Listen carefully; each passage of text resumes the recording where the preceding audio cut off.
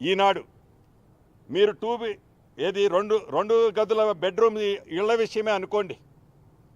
మీరు ఆనాడు అధికారంలో ఉన్నప్పుడు రాష్ట్ర వ్యాప్తంగా 10 సంవత్సరాలలో మీరు కట్టిన 2 BHKలు 96,000. ఇందుట్లో కూడా నాకు తెలిసి ఇంకా 17-18,000 అసంపూర్తిగా మొండిగోడలతో ఉన్నాయి. అది మా సీతక్క మేము కొన్ని క్లియర్ చేశాం.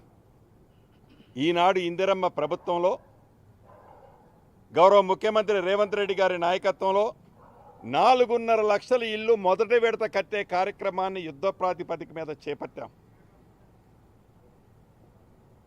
అదే రకంగా రైతు బంధు గురించి మీరు చెప్తున్నారు.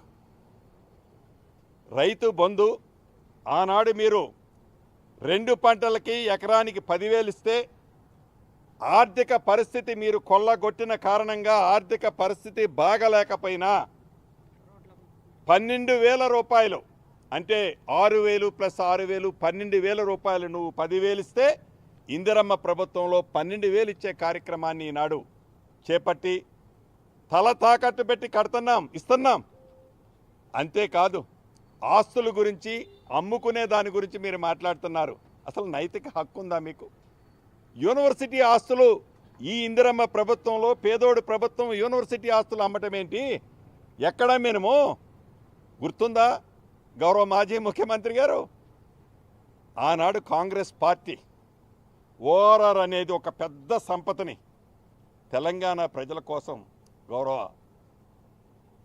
దివంగత నేత రాజశేఖర రెడ్డి గారు ఏర్పాటు చేస్తే ఓఆర్ఆర్ని అల్వ సులవాలకి నీ కుటుంబ సభ్యులకు సంబంధించిన ఒక సంస్థకి దాన్ని చవక రేటుకి 7,000 కోట్ల రూపాయలకి అమ్మింది కాంగ్రెస్ పార్టీయా?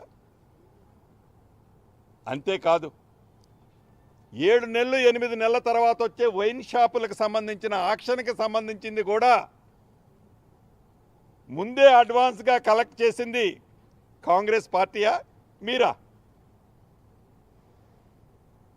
అంతేకాదు నేను మంచిగా మంచినీళ్ళు ఇచ్చామని చెప్తున్నారు మిషన్ భగీరథ ద్వారా. మీరు మంచినీళ్ళు ఇచ్చారో లేదో తెలియదు కానీ తెలంగాణ సంపద 39,000 కోట్ల రూపాయలని మిషన్ భగీరథ అనే ఒక ముసుగుతో కొల్లగొట్టి మా అక్క సీతక్క మంత్రి అయిన తర్వాత సర్వే చేపిస్తే రాష్ట్ర వ్యాప్తంగా 32% ఇళ్లకి ఎప్పటికీ మంచినీళ్ళు రావట్లే.